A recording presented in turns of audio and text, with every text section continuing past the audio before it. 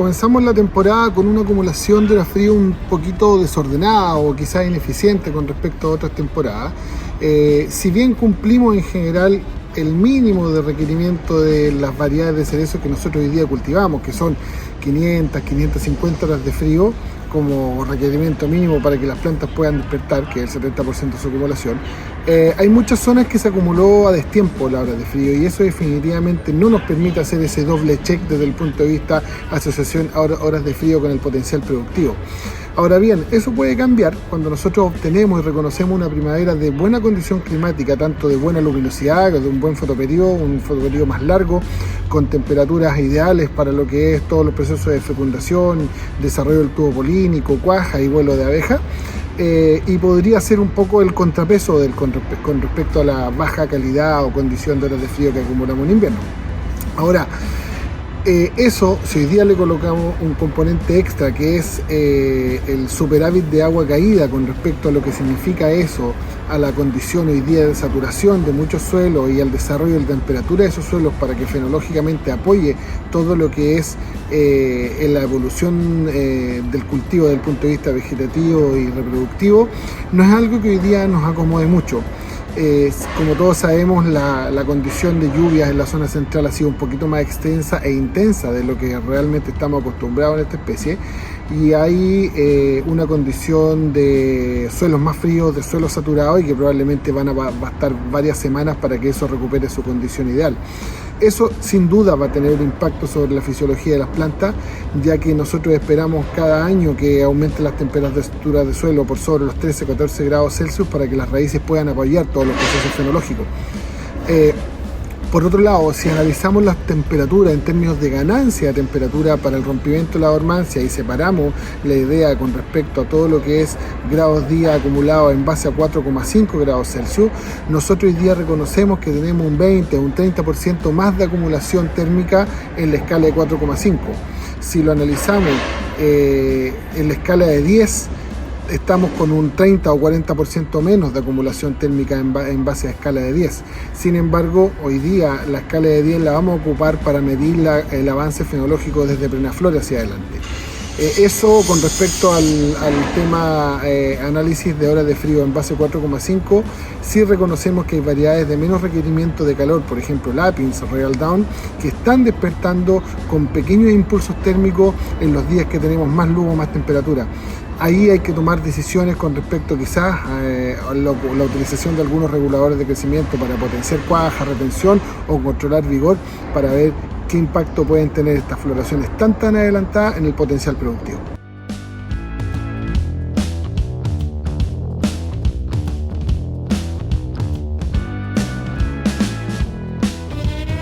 Si hablamos de estrategia desde el punto de vista nutricional, hoy día vamos a depender probablemente en gran parte de los programas nutricionales foliares que vamos a implementar, ya que con respecto a la acumulación de agua en el suelo, las bajas temperaturas y la evolución de esta en el tiempo, lo más probable es que tengamos limitaciones para entrar a regar muy temprano la temporada y también para llevar a cabo nuestros programas nutricionales. Lo más importante en esa situación probablemente va a ser el programa de calcio vía suelo, que le vamos a dar prioridad con respecto a los otros nutrientes.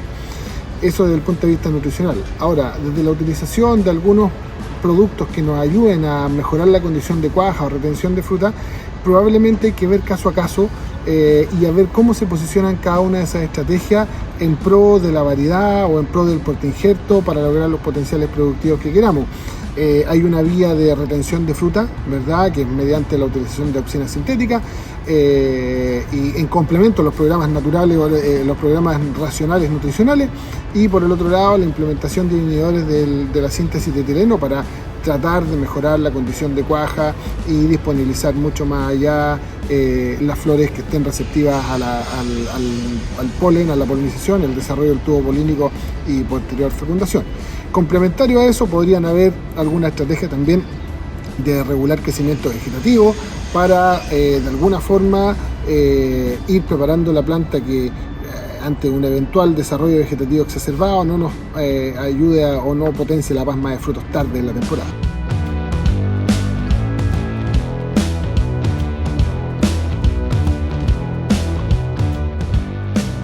Es súper importante entender la diferencia entre las dos estrategias. lo primero que nosotros deberíamos preguntarnos de cómo entender los potenciales inconvenientes, es decir, cuál es primero el foco en términos varietales. Si es una variedad que yo necesito potenciar la retención de fruta, vamos a ir por el lado de la auxina sintética, en complemento a los programas racionales nutricionales que llevamos. Y por el otro lado, si nuestro objetivo es mejorar la cuaja cuando tengamos obviamente los otros factores de forma positiva o chequeados en el sistema, lo más probable es que vamos a utilizar alguna estrategia de inhibidores de etileno para alargar la vida o alargar el periodo de recepción del óvulo de la flor de ser fecundado en función de la polinización y el crecimiento del tubo polínico. Por lo tanto, es importante entender primero cuál es el objetivo de cada una. En el caso de la auxina sintética, que además tenemos que tener precaución desde el punto de vista de los residuos, tenemos que posicionarlos muy temprano en la temporada, ramiete expuesto, botón blanco, respetando las concentraciones de uso de los productos comerciales y utilizando cubrimientos y mojamientos adecuados para cada situación. Es muy importante también establecer cuál es el historial del huerto en términos de retención de fruta o de pasma de fruto, cuál es el vigor, porque es súper importante que el huerto que reciba el tratamiento de auxina sintética tenga un vigor equilibrado, un poquito más de equilibrado, digamos, porque claramente la acción de la auxina de síntesis en función de la retención puede ser importante el trabajo y eso no va a permitir que el huerto se desarrolle normalmente. Para el caso de inhibidores de la síntesis de etileno como Retain, por ejemplo, lo importante es que la aplicación se realice muy temprano con las primeras flores abiertas, 20% o 30% de flores abiertas también, en función de también el buen cubrimiento y el buen mojamiento del uso de este producto, también conservando la concentración de uso o la dosis por hectárea correcta. Con respecto a la sinergia, podrían haber sinergia entre las dos estrategias, pero nosotros internamente en Avium hemos visto que de alguna u otra forma, dependiendo de la variedad que se utilice, lo más probable es que una de las dos estrategias siempre tenga superioridad sobre el impacto productivo y no necesariamente quizás podríamos hablar de sinergia.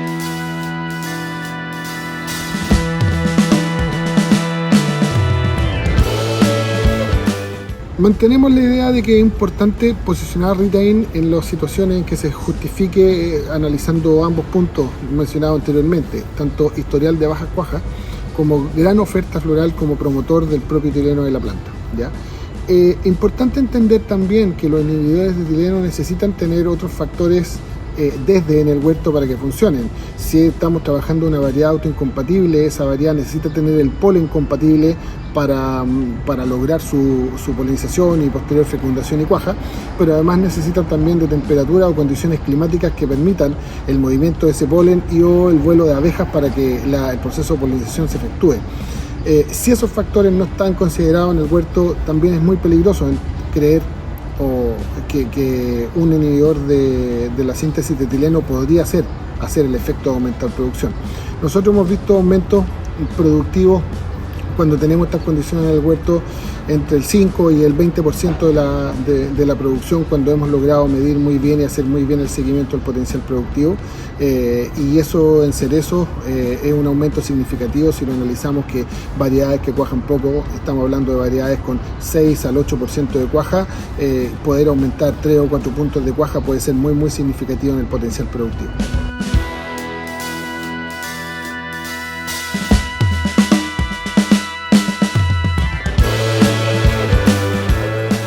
Con respecto al desarrollo de auxinas de síntesis, específicamente Stone Gross, que con el equipo de investigación y desarrollo de Avium y con el equipo de asesoría lo conocemos ya hace un buen tiempo, nuestros mejores resultados en la historia ha sido aplicando concentraciones de entre 150 a 200 cc por 100 litros de agua con cubrimiento al 80 al 100% del volumen de copa. Desde muy temprano en la temporada fuimos a detectar que los efectos ya nosotros los podíamos ver desde botón blanco, inicio de flor hacia adelante. Pero en las últimas temporadas de estudio pudimos también analizar y ver que adelantando un estado fenológico, ramillete expuesto,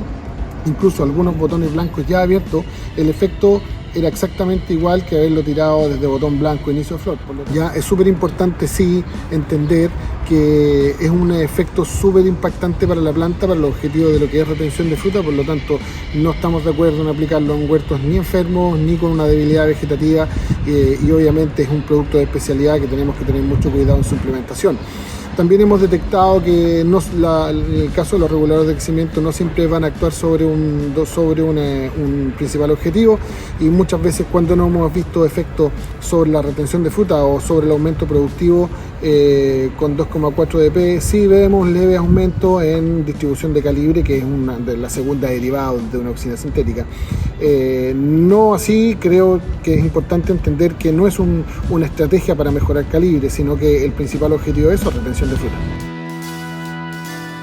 Muy importante recordar que en una temporada un poco más complicada como esta desde el punto de vista climático, es súper importante llevar todo lo que es el registro, análisis de terreno muy de cerca, seguir la fenología muy de cerca, hacer la implementación de los programas principalmente fitosanitarios y nutricionales de inicio de temporada de la mejor forma posible, porque lo más probable es que hoy día ese tipo de estrategias va a ser muy importante y va a impactar mucho en el potencial productivo,